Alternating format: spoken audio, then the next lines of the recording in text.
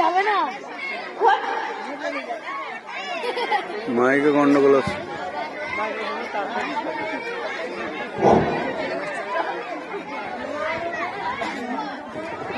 আরে কবিতা বোন, তোমার এত ফ্যাশন পোশাক, এত সাজগোজ করে কোথায় চললে গো?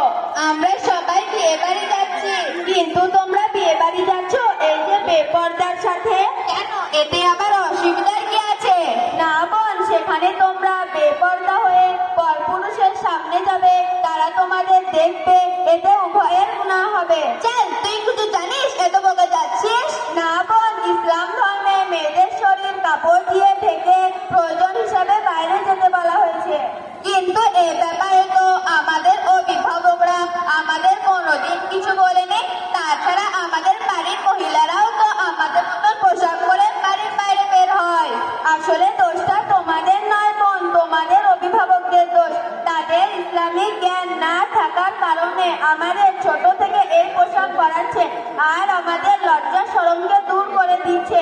যখন আমরা বড় হয়ে যাব তখন আমাদের লজ্জা কিছুই থাকবে না। হাদিস বলছে, ইজা ফাতাল হায়া ফাতাল মা সীতা। যখন লজ্জা থাকবে না তখন যা ইচ্ছা তাই বলবে। পর্দা করার জায়গায় হাফ প্যান্ট পরে ঘোরাঘুরি করবে, যেটা মেয়েদের জন্য সবচেয়ে বড় গুনাহ। আর পর্দার ব্যাপারে আল্লাহ তাআলা কঠোরভাবে বলেছেন, মেয়েদের বালেগ হওয়ার পর অবশ্যই পর্দার সঙ্গে চলাফেরা করতে হবে, না মানলে জাহান্নামের ভয়ঙ্কর আগুনে পুড়তে হবে। কিন্তু বোন, বোরখা পরা মেয়েদেরকেও মূর্খ বলা হয়, তারা নাকি আধুনিক আর মডার্ন নয়। এটা বোন তোমাদের ভুল ধারণা। যদি ছোট পোশাক পরলেই মডার্ন হওয়া যায়, তাহলে আদিম মানুষ যারা জঙ্গলে বাস করত তারা তো অনেক বেশি মডার্ন।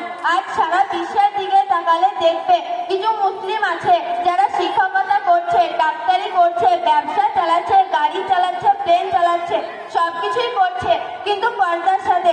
তাহলে কি তারা শিক্ষিত বা মডার্ন নয়? তাহলে তো বোন আমরা কোরআন হাদিসের কথা অনুযায়ী জাহান্নামী হিসেবে গণ্য হব। হ্যাঁ বোন, এজন্য তোমাদের অভিভাবকরা জাহান্নামী হবে।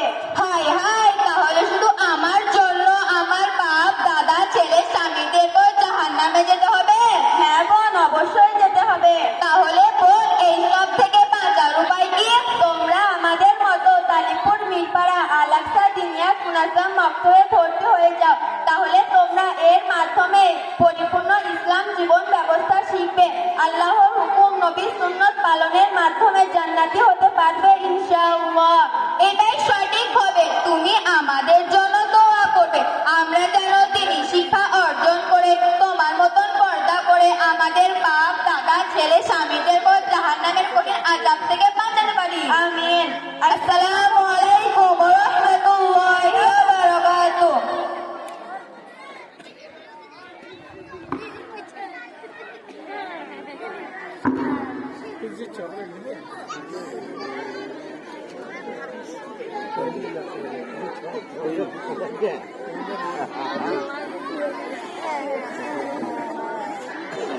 নারে তাকবীর, আল্লাহু আকবার, নারে তাকবীর, আল্লাহু আকবার, আল আকসা দিনিয়া মুনাজ্জাম মক্তব, জিন্দাবাদ, নারে তাকবীর, আল আকসা দিনিয়া মুনাজ্জাম মক্তবের ছাত্ররা, নারে তাকবীর, তালিপুর গ্রামবাসী, তালিপুর গ্রামবাসী যুবক ভাইরা, তালিপুর গ্রামবাসী বয়স্ক চাচারা, মা বোনেরা, নারে তাকবীর।